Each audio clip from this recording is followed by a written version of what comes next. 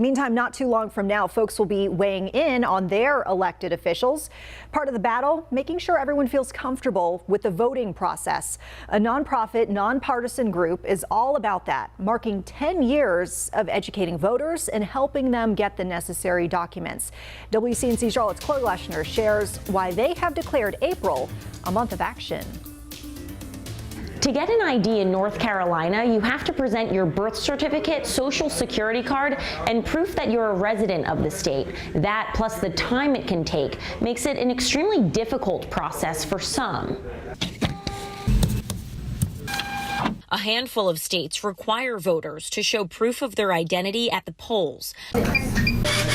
But getting a state ID isn't always a walk in the park. If you don't have the technical access and the know-how about how to navigate through the systems, know what's required in the particular state to get an ID, it can be really daunting.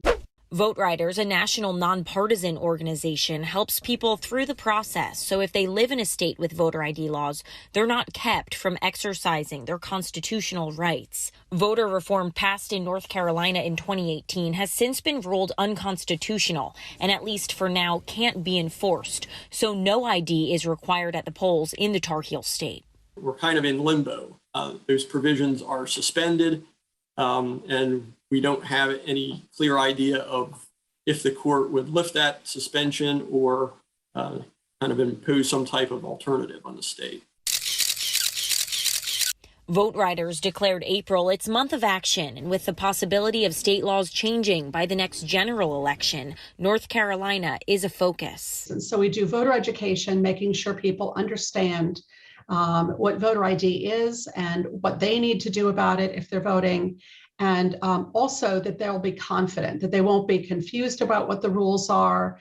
They won't be worried that if they show up that they'll get turned away, and they'll know when they cast their ballot that the ballot will be counted.